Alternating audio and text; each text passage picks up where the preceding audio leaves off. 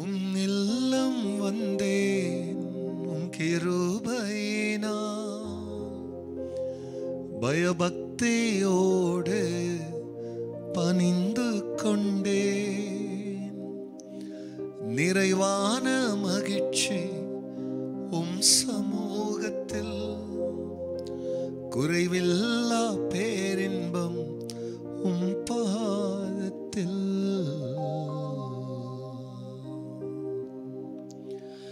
கர்த்தருடைய பரிசுத்த நாமத்திற்கு இந்த காலை வேளையிலே மகிமை உண்டாகட்டும். ஆண்டவராகிய இயேசு கிறிஸ்துவ நாமத்தில் வாழ்த்துக்கள். கிருபையும் சமாதானமும் உங்களுக்கு பெருகுவதாக. அன்பானவர்களே, இந்த நாள் என் தேவனாகிய கர்த்தர் நமக்காய் கொடுக்கின்றவருடைய கட்டளையானது நீதிமொழிகள் புஸ்தகத்தில் 19ஆம் அதிகாரத்தில் 23ஆம் வசனம். கர்த்தருக்கு பயப்படுதல் ஜீவனுக்கு ஏதுவானது, அதை அடைந்தவன் திருப்தி அடைந்து நிலைத்திருப்பான், தீமை அவனை அணுகாது. அன்பானவர்களே, இருந்தா திருப்தி, இல்லைனா பசி. இதுதான் மனிதனுடைய இயல்பான நிலைமை. இங்கே திருப்தி உள்ள வாழ்க்கையின் ரகசியத்தை கர்த்தருடைய வேதம் நமக்கு சொல்லும் பொழுது, கர்த்தருக்கு பயப்படுதல் ஜீவனுக்கு ஏதுவானதாம், உயிர் வாழ்வைக்கிறதுக்கு ஏதுவானதாம். அதில் பிரியமானவர்களே, நிலைத்திருக்கிறவன், அதை யாரிடத்தில் அது இருக்கிறதோ அவன் திருப்தி உள்ள ஒரு வாழ்க்கையை வாழ்வான். அவள் ஒரு திருப்தி உள்ள ஒரு வாழ்க்கை, அதில் நிலைத்திருக்கிறவன், தேவ பயத்தில் நிலைத்திருக்கிறவன். இன்னைக்கு ஜனங்களுக்கு தேவ பயம் போயிடுச்சுன்னா ஒரு காம்ப்ரமைசிங் கேரக்டர்.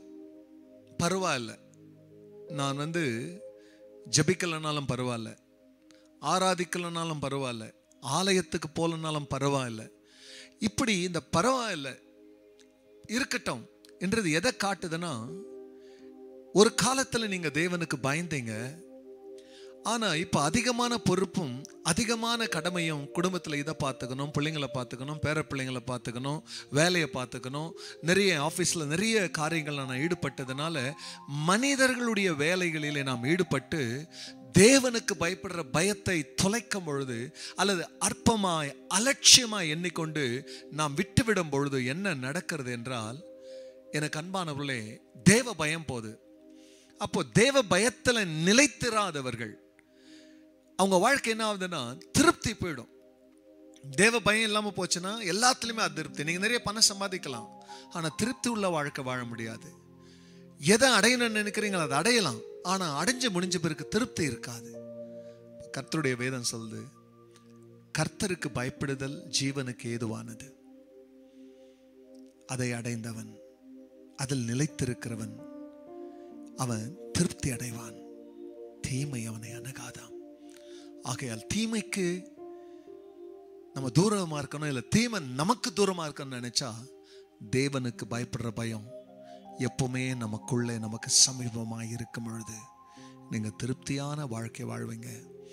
அதிருப்திக்கும் ஆபத்துக்கும் நீங்க தூரமா இருப்பீங்க. ஆண்டவர் உங்கள் அருகில் இருப்பார், உங்களுக்கு துணையாக. ஜெபிக்கலாம். பரிசுத்த பிதாவே, உம்முடைய நாமம் மகிமை அடையட்டும். இதோ ஆண்டவரே, கர்த்தருக்கு பயப்படுதல் ஜீவனுக்கு ஏதுவானது, அதை அடைந்தவன் திருப்தி அடைந்து அதில் நிலைத்திருப்பான், தீமை அவனை அணுகாது. நீங்க இந்த ஜெபத்தை கேட்கிற ஒவ்வொரு பிள்ளைகளும் அவர்களுடைய தேவ பயம் பெருகட்டும், தேவ பக்தி பெருகட்டும், நிலைத்திருக்க வேண்டும், திருப்தி ஆக வேண்டும் என்றால், ஜீவனோடு இருக்க வேண்டும் என்றால், உமக்கு பயப்படுகிற பயம் வேண்டும் என்ற வசனத்தின்படி அவர்கள் வாழட்டும். திருப்தி அவர்களுக்கு வரட்டும், தீமை அவர்களுக்கு தூரமா இருக்கட்டும். கர்த்தர் இப்படி செய்ததற்காக நன்றி.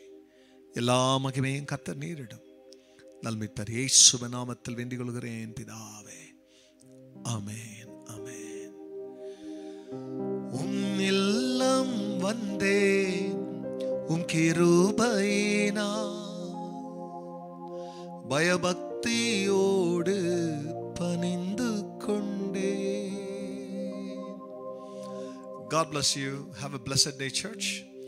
மறக்காதபடிக்கு இந்த செய்திகளை மற்றவங்களுக்கு நீங்க பகிர்ந்து கொள்ளுங்க. ஆண்டவரை பத்தி மற்றவங்களுக்கு அறிமுகப்படுத்துங்க. கர்த்தர் உங்களை ஆசீர்வதிப்பார். ஆமென்.